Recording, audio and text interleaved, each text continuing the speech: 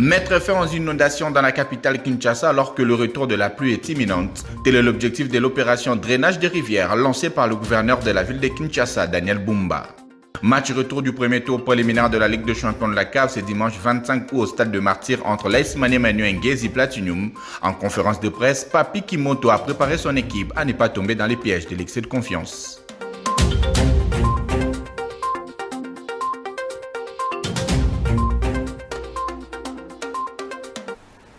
Mesdames et messieurs, bonsoir chez vous, il est 19h30 et bienvenue dans la grande édition sur Vert Pâturage Télévision à la une de l'actualité. La vice-ministre de l'Intérieur est arrivée au Kasaï oriental. Eugénie Tchela est allée participer au forum du Grand Kasaï, mais aussi palper du doigt la vie quotidienne de la population du Kasaï oriental. On fait le point avec Emeline Kambidio. Une forte délégation constituée du gouverneur de la province du Kasaï oriental, des acteurs politiques et administratifs, ainsi que d'autres militants de l'UDPS, a été mobilisée pour accueillir la vice-ministre de l'Intérieur, Sécurité et Affaires coutumières. Quittant l'aéroport de Bipemba, Eugénie Tchela a tout de suite été conduite au gouvernorat du Kasaï oriental où elle a tenu une séance de travail. En mission officielle, elle donne ici les objectifs de son déplacement. Je suis venue vous voir. D'abord, nous sommes invités par les organisateurs de ce forum qui commencera demain. Et nous allons voir quels sont les grands points que nous allons discuter avec eux, comment nous allons pouvoir encourager les partenaires chinois et autres. Mais je suis beaucoup plus intéressée aussi par rapport à la vie quotidienne de la population du Kasaï oriental.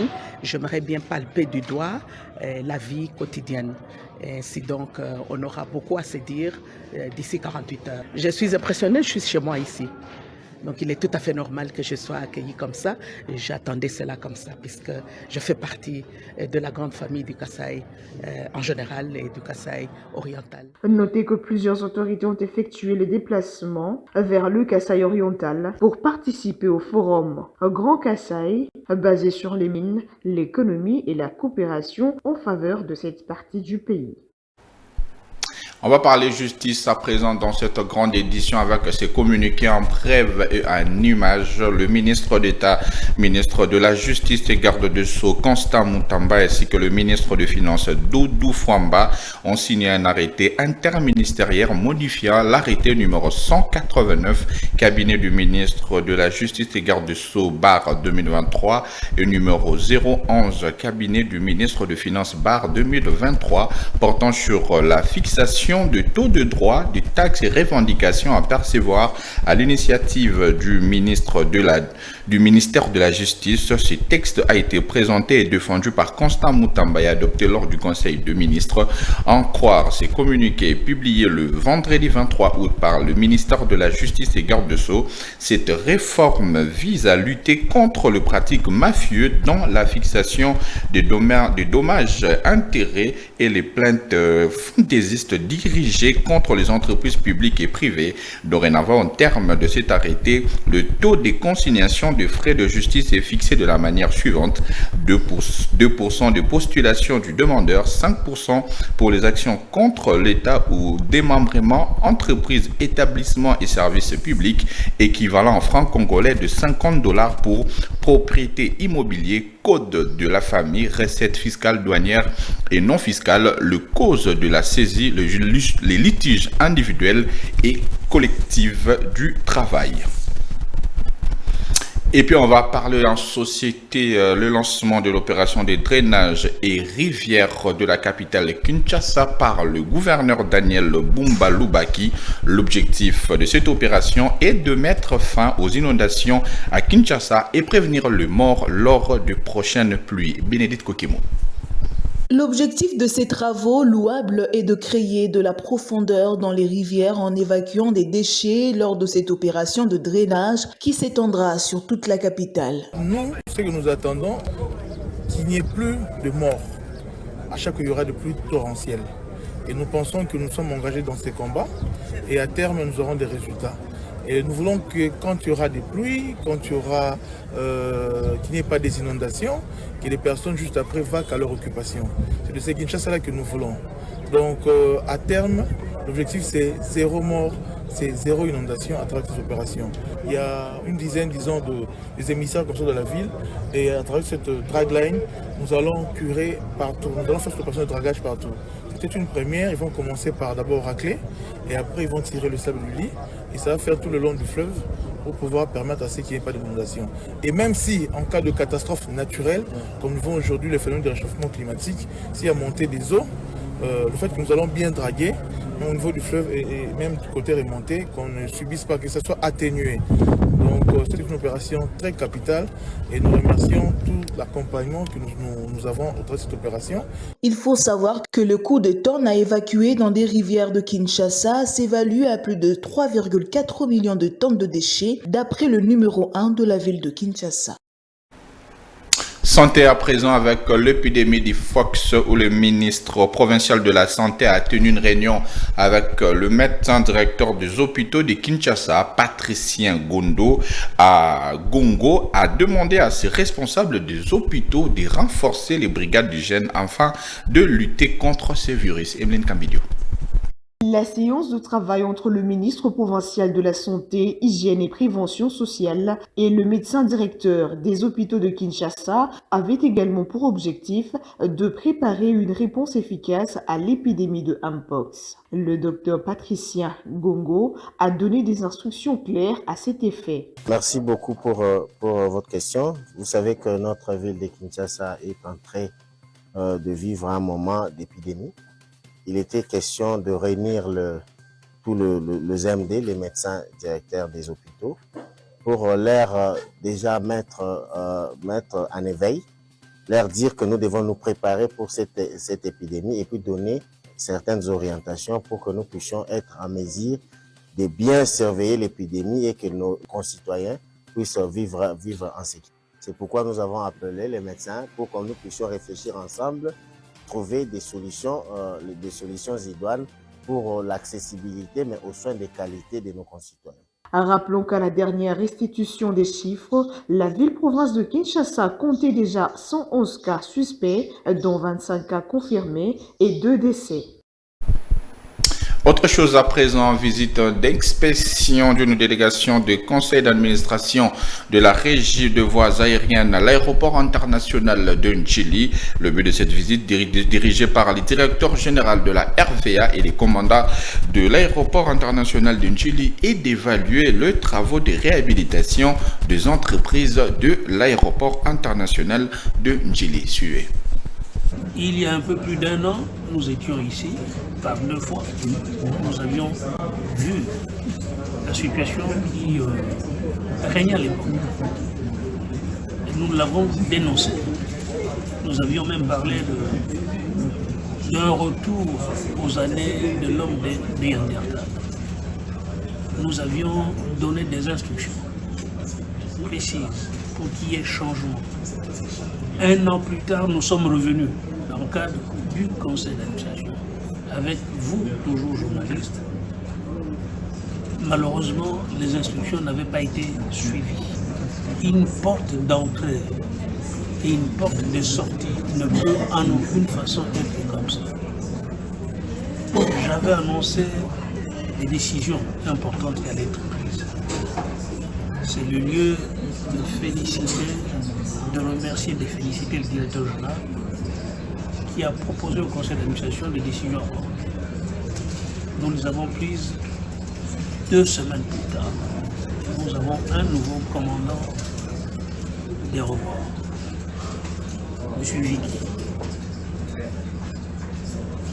Alors, je me pose la question, comment se fait-il qu'en 1 an, en plus d'1 an, rien n'a été fait et en moins de 2 semaines, quelque chose d'important a été fait. Vous venez de faire le tour avec nous, vous avez vu que 1, il y a de la climatisation, 2, les toilettes, les cuves ont été changées, 3, un coup de peinture a été donné. On a envie d'y être et d'y rester. Le nouveau secrétaire général intérimaire du parti présidentiel Deo Bizibou a présenté devant la presse le chronogramme de ses activités au sein de l'UDPS. Le secrétaire général débutera par remettre le carte à chaque combattant de l'UDPS d'ici janvier 2025 et va redynamiser le parti en organisant des itinérances. On l'écoute. Nous proposons pour Kinshasa. Pour Kinshasa, nous proposons 1 mois d'itinérance. Nous devons passer au peigne fin le fonctionnement de nos comités fédéraux. Et nous avons eu à faire ce travail dans certaines provinces. À l'intérieur, lorsque je faisais l'itinérance dans les provinces, et ça consiste en quoi? C'est de rencontrer les acteurs des comités fédéraux, les combattants, les écouter, déceler, comprendre quels sont les problèmes qui se posent. Parce que la thérapeutique qu'il faut amener doit s'adapter aux réalités des terrains. Et bien entendu, nous demanderons à la CDP d'investir, d'accepter que, parce que 2028 est en train de venir rapidement, que ces comités fédéraux soient revisités rapidement pour que la machine soit où il est. Pendant ce mois, le même mois, ce qu'on travaillera samedi, on travaillera dimanche. Nous nous proposons pour la mobilisation des fonds du parti. Nous avons 4 catégories importantes qui doivent contribuer pour le parti qu'il faut sensibiliser. Nous avons les mandataires au nom de l'UDPS. Nous avons les députés nationaux et sénateurs. Nous avons les membres du gouvernement. Nous avons les membres des différents cabinets. Ça veut dire que en 1 mois, chaque week-end, on aura à faire un comité fédéral, au même moment une catégorie ici. Et en 1 mois, on aura bouclé ce travail d'itinérance ici à Kinshasa. Et s'en suivra aussi l'itinérance à l'extérieur. Planification. Parce que le parti rencontre des problèmes aussi. Ouvrons le grand chapitre sport dans cette grande édition du journal avec l'entraîneur de l'AS Maniema qui était en conférence de presse cet après-midi dans le cadre de la rencontre retour du premier tour préliminaire de la Ligue des Champions de la CAF face à Ngezi Platinum ce dimanche au stade de Martyrs de la Pentecôte. Papi Kimoto s'est voulu prudent et a préparé son équipe à faire face à tous les scénarios possibles lors de cette partie. On l'écoute. De toute façon, depuis le match aller, on est prêt sans championnat. On s'est très bien défendu en Zambie. L'équipe adverse nous a posé pas mal de problèmes. Ils voulaient aller au combat directement, aller chercher des duels à 1 contre 1. Voilà, on a eu suffisamment de temps toute la semaine pour travailler là-dessus. Et maintenant, demain, il faut essayer de marquer plus que l'adversaire. On n'a pas le choix. On va jouer d'une autre façon que le match aller. Donc j'espère qu'eux aussi vont s'adapter. Je ne sais pas. Mais c'est de bonnes guerres. Donc demain, sur le terrain, je ne veux pas dévoiler comment on va jouer, comment on va déployer notre jeu. Mais c'est qu'ici, on va tout donner. On va tout donner pour avoir la qualification parce qu'on joue chez nous. Et on est conscient aussi que c'est un score piège de 0-0. Donc tout ça, on a eu suffisamment de temps pour préparer mentalement les joueurs. Et je crois que demain, la chance va nous sauver. Émission accomplie pour le football club tout-puissant Mazembe opposé à l'équipe du Cameroun le vendredi 23 août au stade de Martyrs. Le club de Lubumbashi a validé son ticket pour représenter l'Afrique centrale à la prochaine édition de la Ligue des champions féminine de la CAF. Suivez. En présence du ministre des Sports et Loisirs Didier Boudimbo, les filles du CFC Mazembe ont réussi à remonter le retard du but encaissé en début de la deuxième période. Esther Dikisha, à la conclusion d'une action anodine, égalise pour Mazembe, qui n'avait besoin qu'un d'un nul pour se qualifier. Un but partout, le Corbeau contrôle le jeu et conserve ce score jusqu'au coup de sifflet final, synonyme de la première place et de la qualification pour la prochaine Ligue des champions qui se jouera au mois de novembre prochain.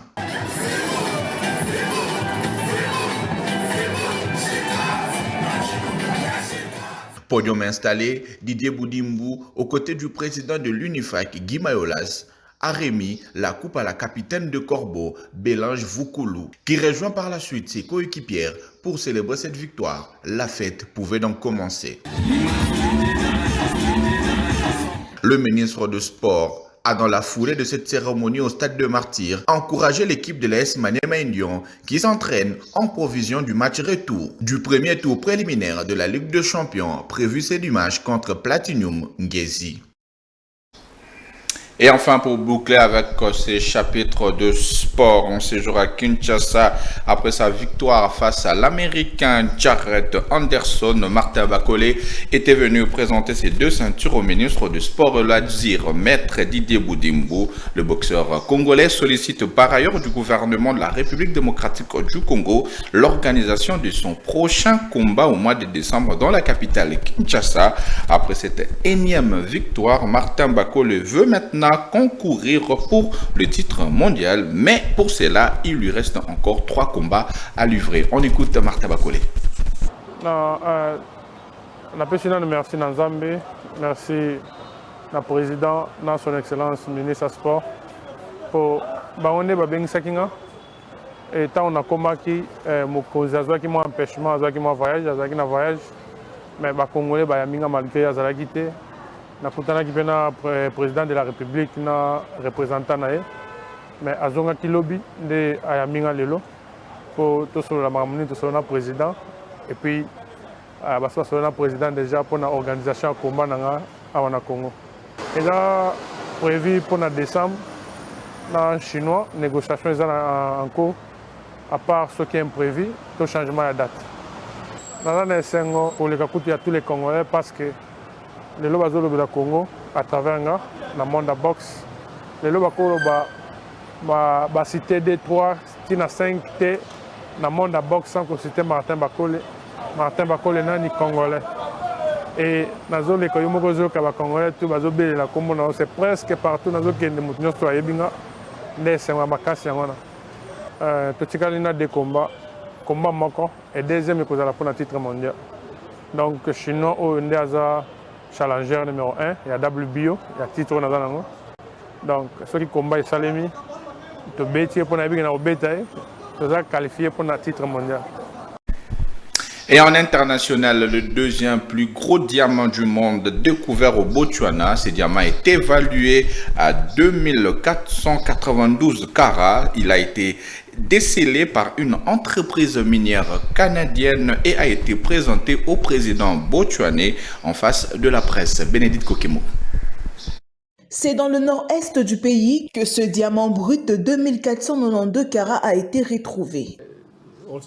Tout ceci démontre à quel point l'exploitation minière, la bonne gouvernance et en particulier l'exploitation des diamants sont importantes pour le Botswana et pour le monde entier. Ils représentent tout pour nous, dans les bons comme dans les mauvais moments. Les prix des diamants traversent actuellement une période difficile, mais chaque diamant reste précieux et de grande valeur. Nous voulons donc qu'on en prenne soin. Nous voulons l'optimiser et en obtenir le meilleur prix. Cette pierre est la plus grande qui ait été découverte dans le monde par le biais d'une usine de traitement. C'est donc la 2e plus grande au monde après le Cullinan. Nos diamants sont détectés et récupérés grâce à la technologie Mega Diamond Recovery. Le Botswana est l'un des plus grands producteurs mondiaux de diamants en volume et le plus important en valeur selon le FMI. Mesdames et messieurs, nous sommes arrivés à la fin de cette grande édition du journal, mais avant de se quitter, le rappel des titres. Mettre fin aux inondations dans la capitale Kinshasa alors que le retour de la pluie est imminente. Tel est l'objectif de l'opération drainage des rivières lancée par le gouverneur de la ville de Kinshasa, Daniel Bumba. Match retour du premier tour préliminaire de la Ligue des Champions de la CAF ce dimanche 25 août au stade de Martyrs entre l'AS Maniema Union et Ngezi Platinum. En conférence de presse, Papi Kimoto a préparé son équipe à ne pas tomber dans les pièges de l'excès de confiance.